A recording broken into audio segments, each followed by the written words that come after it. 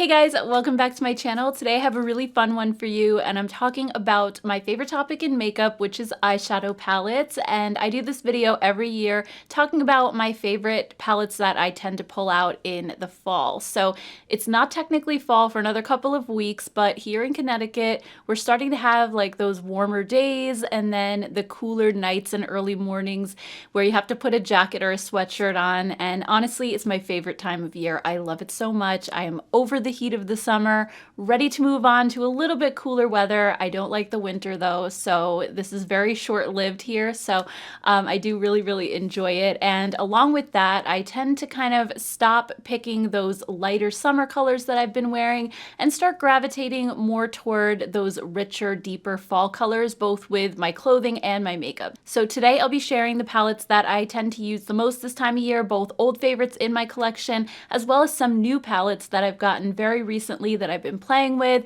And as always with the new palettes, I will show you guys some comparisons and some alternatives in case you may have other ones already like it in your collection. So let's go ahead and jump in and get started, and we'll start with, I guess, the new palettes first. So the first one that I got is the Cinnamon Buns palette from Too Faced. This is their annual fall palette that they release every single year, and it always has kind of a fall theme to it. This year it happens to be cinnamon swirl, but in the past it's been gingerbread and pumpkin spice and things like that. So like the others, it does have a fairly strong scent to it. I wouldn't say it's cinnamon buns. I don't get the pastry part of it, but I do get kind of a sweet cinnamon scent out of it. I don't think it's super overpowering when you're applying it to your eyes, but definitely like when you open up the palette, you smell it pretty strongly. The packaging on this is super cute. You have the cinnamon buns along the front, and I think the tin packaging in particular is Too Faced's best formula normally. And inside you have a lot of just regular warm neutrals, which we're used to seeing a lot in these palettes. And there's a couple pink and purple shades in there as well. I think the formula feels really nice. Most of the shimmer shades are super smooth and pigmented, while one or two of them have a little bit of a drier, more crumbly feel, but I feel like those could easily be smoothed out with a spritz of setting spray either on your brush or your finger, whatever you use. Also, I think the mattes are really pigmented, easy to work with. I think the color story is just pretty basic for those of us who are in the beauty community that have lots of palettes. You probably do have these colors in your collection already, which you'll see in a moment. But I think just for a lot of people, these are just fun. For me, that's why I collect them. I know I have these shades probably 100 times over, but these are just so adorable. I love collecting them and they just make me happy. So that's basically why I buy them every year. But anyway, I wanted to show you guys just how this stacks up to the other previous releases, starting with the first one, which was the Gingerbread Spice palette. And right away, you can see that the Gingerbread Spice has a little bit more color in it. It's got the hot pink, the bright gold and green, along with the warm neutrals. And when you look at the swatches, I think there's really only a couple of colors that line up and would look similar on the eyes. I think the rest are actually pretty different, and I think the gingerbread palette is a little bit brighter and deeper, while the cinnamon swirl is a little softer and lighter in tone overall. Next up, we have Gingerbread Extra Spicy, and that one was really heavy on the warm neutrals with the rusty bronzes and orange shades and golds, and it did have one pop of deep blue, but I just think looking at them side by side, they kind of look pretty different, but I was really thrown off guard because when I started swatching them, they have way more in common than I thought, with so many shades that look almost identical. The Extra Spicy doesn't have the pink and purple, but everything else I feel like is practically spot on. And finally, we have the Pumpkin Spice palette from last year. This one I think was the most colorful, but it got a lot of criticism in the beauty community. If you remember, there is so many people saying that it's just not fall enough, which is really crazy because I feel like people are always asking for more color, and honestly, the companies cannot win sometimes. But anyway, because the cinnamon swirl has less color variety and more of those basic warm neutrals, I think these two are probably the least alike, with mostly just the basic brown shades that line up, but everything else is pretty different. So overall, Cinnamon Swirl is, I would say, the most like the Gingerbread Extra Spicy palette. So if you have that one in your collection already, you don't necessarily need to run out and buy this one. I think it's pretty similar unless you really are wanting those couple pink and purple shades. But if you're like me, then you'll probably pick this up anyway because it's just so darn cute.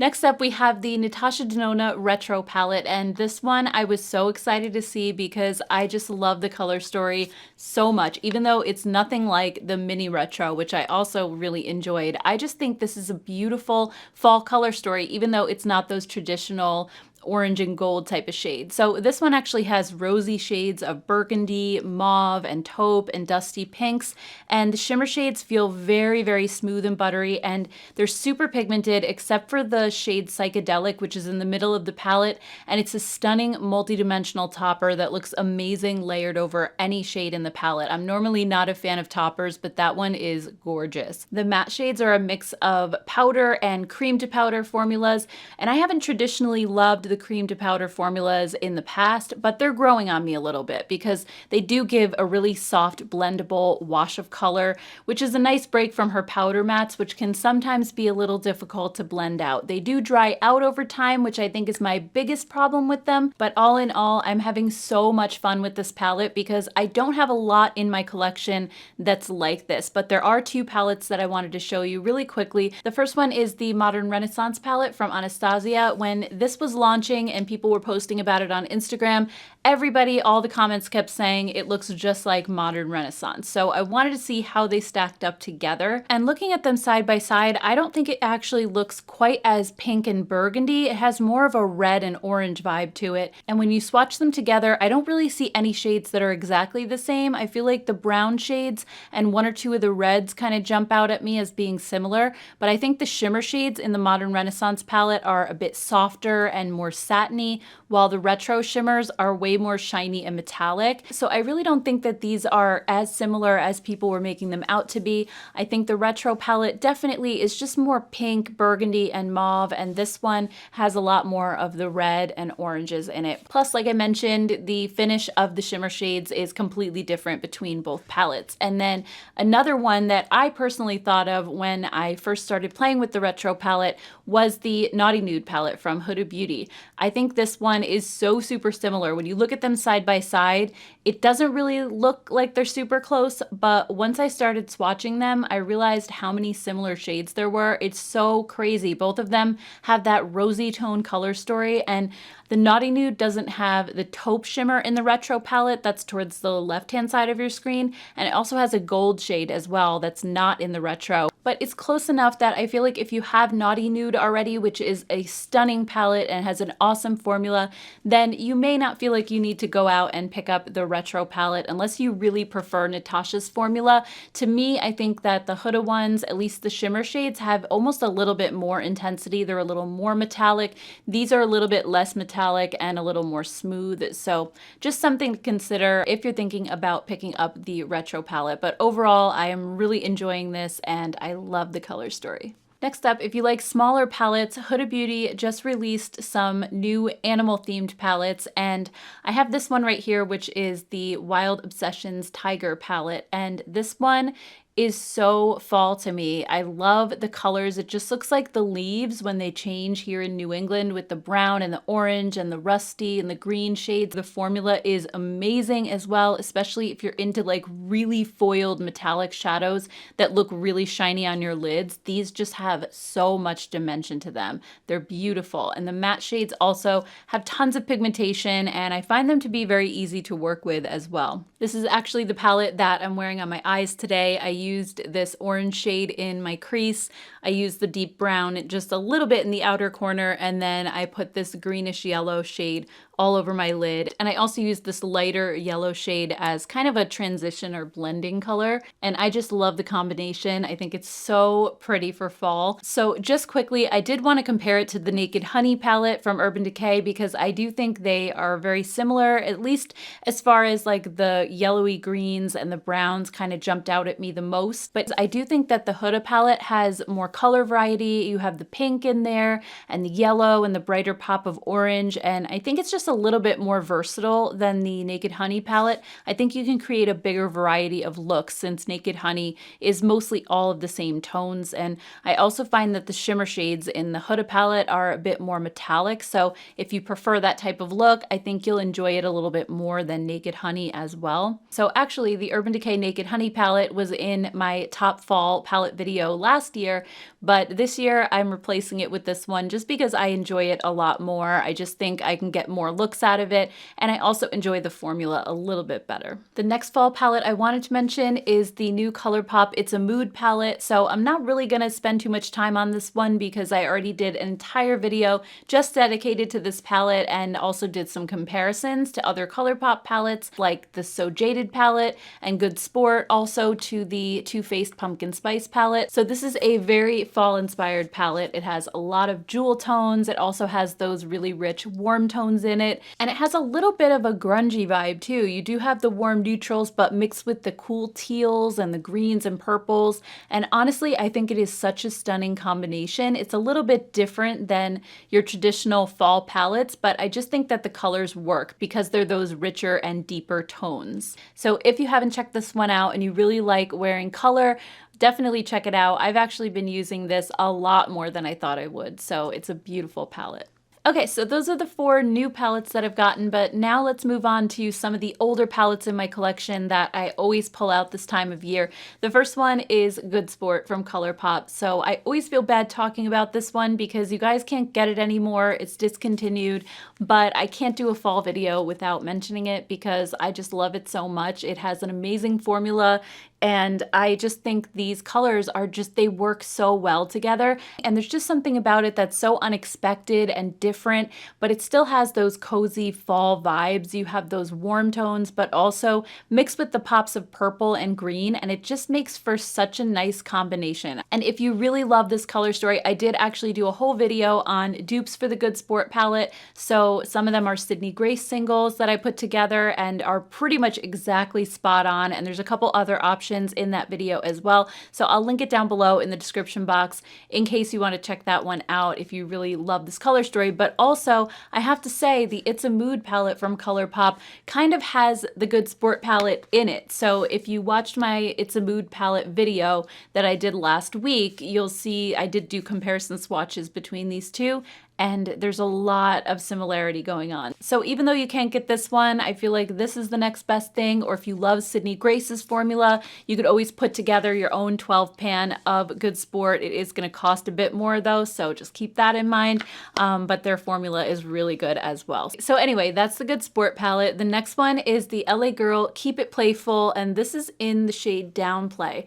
And this one, I feel like it's not like all of those traditional fall colors. You do have some of those warm tones, but I like it because it's deep and smoky, and those are the kind of looks that I create usually this time of year heading into, you know, the fall and winter. That's when I normally reach for palettes like this versus some of my lighter colors that I use in the summertime. And I personally love mixing warm tones with cool tones. I think it's just a really nice combo. So some of these grays and taupes and silvers mixed with like the warm brown and the warm orangey colors just look so stunning together. And this formula is one of my favorites at the drugstore. It's so pigmented, so smooth, and really, really easy to work with. I think the metallic shades also look incredible on your eyes. They do have a little bit of fallout. These two down here in particular are just the slightest bit chunky, so just be careful when you're putting your finger in it. Just don't press too hard because you'll pick up too much and then you start to get those flakes. But they're just so soft and they're incredibly foiled, so they make a major impact on your eyes. This palette is amazing. Another fall classic is the Tartelette Toasted, and this one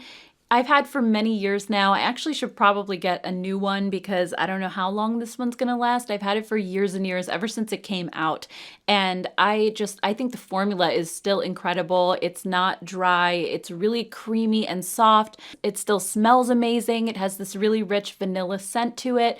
And these colors are just those traditional fall colors. And another thing I really like about this palette is that the shimmer shades are more of a satiny finish. So on days when I'm not really looking for something super metallic on my eyes like I'm wearing today with the Huda palette, the shimmer shades in this one are just so smooth on your eyes and they just are really pretty and soft. So if you like these really warm and rusty shades and you never got this palette, I think it's definitely worth checking out still. Even though I've had this one for so many years, I still pull it out every single fall and use it. So it's definitely one that stands the test of time. Another drugstore option I wanted to mention as well is the Maybelline Nudes of New York palette. I'm still waiting for Maybelline to come out with another palette like this. So Maybelline, if you're listening, please, I love this formula. I would love another palette, maybe something in a cool tone color story, but for now, this is all we have, and I feel like Maybelline just wowed us with this one. I was never a fan of their eyeshadows in years past, but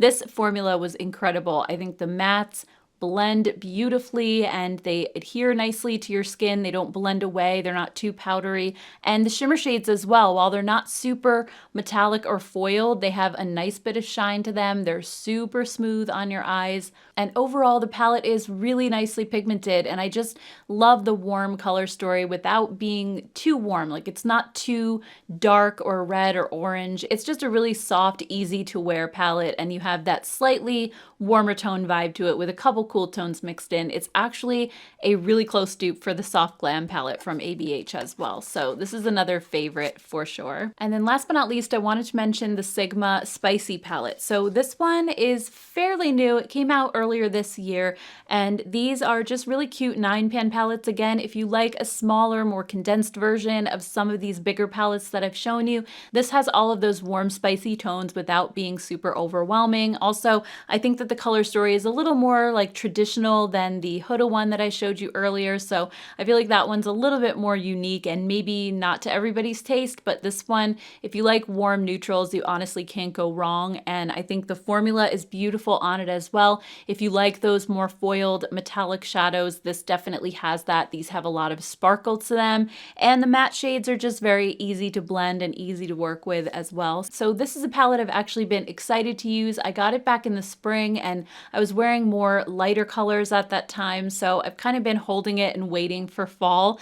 I don't know, it's kind of silly. People always say you don't have to wait for a certain time of year to wear certain colors, but I don't know, that's just what I do because I like to kind of match my eyeshadow to what I'm wearing a lot of the time, and this is just the time of year when I tend to have clothes that are more those colors. So I guess that could be part of why I choose colors like this in the fall. Anyway guys, those are all my picks for fall palettes. I hope you enjoyed this video, and I'd love to hear your picks down in the comments below. What palettes do you tend to use most often in the fall, or do you just use any palettes any time of year? I'd love to hear your thoughts. Thank you guys so much for watching. If you'd like to see more eyeshadow palette videos, I'm going to go ahead and pop those right up on the screen here, and I hope you consider subscribing to my channel as well if you enjoyed this video. Thank you guys so much, and I will see you in my next one. Take care, guys.